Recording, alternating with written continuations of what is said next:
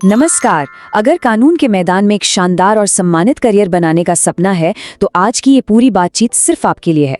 हम बहुत ही गहराई से जानेंगे कि उत्तर प्रदेश में असिस्टेंट प्रोसिक्यूशन ऑफिसर यानी एपीओ कैसे बना जा सकता है। तो चलिए बिना देर किए शुरू करते हैं। तो सबसे पहले ये समझते हैं कि आखिर ये यूपी एपीओ होता कौन है। देखिए, आसान भाषा में कहें तो ये एक सरकारी कानून अधिकारी होते हैं जो जिला अभियोजन कार्यालय में काम करते हैं और इनका सबसे बड़ा काम, सबसे बड़ी जिम्मेदारी होती है क्रिमिनल केसों में राज्य सरकार का पक्ष रखना। मतलब ये कोर्ट में सरकार के वकील होते हैं। और ये जिम्मेदारी कोई छोटी मोटी नहीं है, बहुत बड़ी है।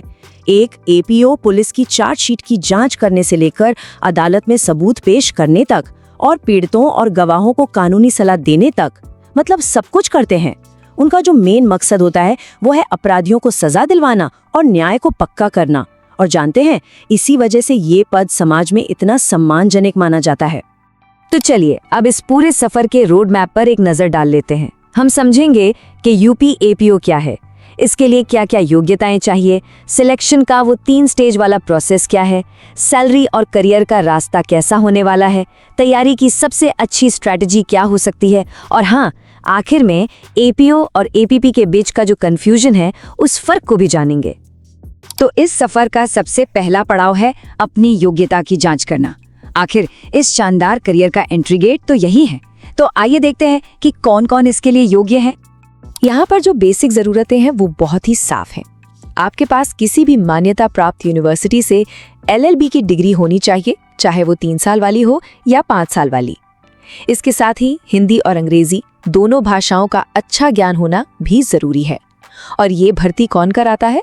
ये कराता है यूपीपीएससी यानी उत्तर प्रदेश लोक सेवा आयोग। अच्छा, अब बात कर लेते हैं उम्र की। तो कम से कम उम्र है 21 साल और ज्यादा से ज्यादा 40 साल। लेकिन यहाँ एक बहुत जरूरी बात है कि ओबीसी, एससी और एसटी कैंडिडेट्स के लिए उम्र में छूट का भी नियम है, तो इसका ध्यान जरूर रखें। ठीक है, तो अगर आप योग्यता की सारी शर्तें पूरी करते हैं तो अगला कदम है सिलेक्शन प्रोसेस को समझना। ये समझिए कि सफलता के रास्ते पर एक 3 स्टेज वाली चुनौती है जिसे पार करना ही होगा। चलिए इसको थोड़ा और डिटेल में समझते हैं। ये जो पूरी प्रक्रिया है ना, ये 3 हिस्सों में बटी हुई है। सबसे पहले होती है प्रीलिम्स परीक्षा, उसके बाद आती है मेंस परीक्षा और फिर जो सबसे आखिर में होता है वो है इंटरव्यू।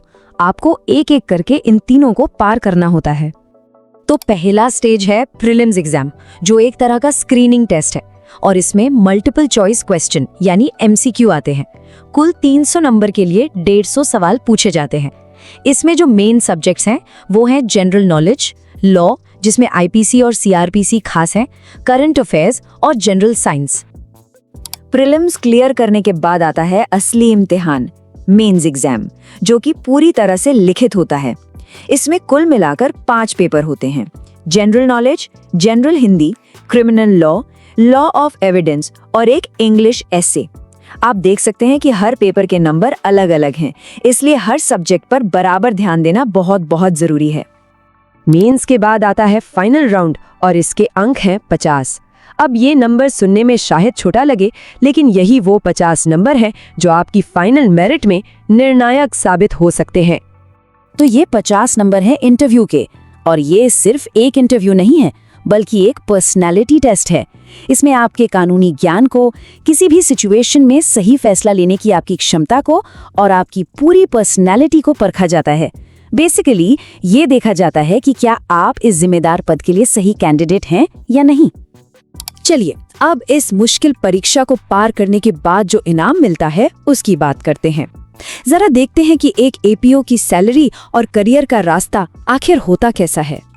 एक सफल कैंडिडेट को शुरुआत में ही लगभग 65,000 से 75,000 रुपए हर महीने की सैलरी मिलती है, जो कि कहना पड़ेगा एक बहुत ही जबरदस्त शुरुआती पैकेज है।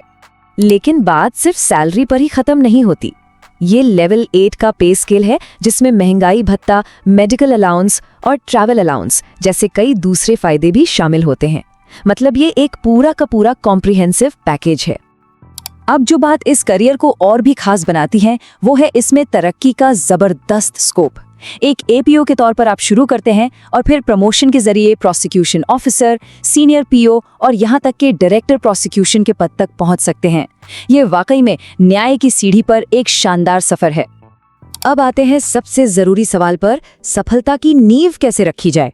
आखिर सही स्ट्रैटेजी के बिना इस परीक्षा को पास करना बहुत मुश्किल है। तो चलिए जानते हैं कि तैयारी करनी कैसे है।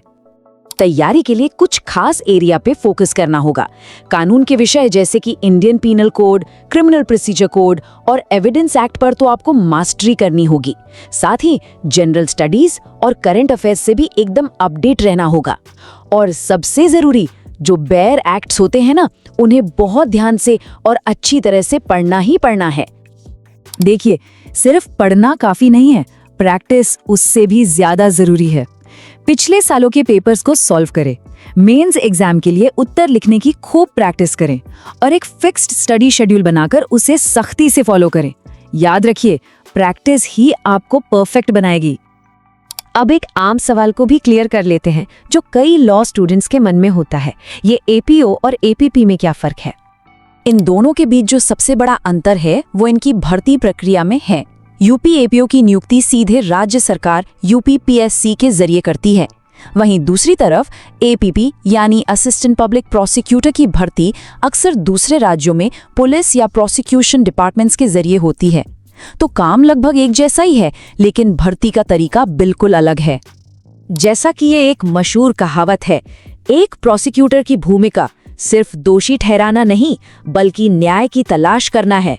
ये लाइन इस पद के असली मकसद को बहुत ही खूबसूरती से बताती है। तो अब सवाल यह है, क्या आप राज्य के लिए न्याय को बनाए रखने के इस रास्ते पर अपना पहला कदम उठाने के लिए तैयार हैं?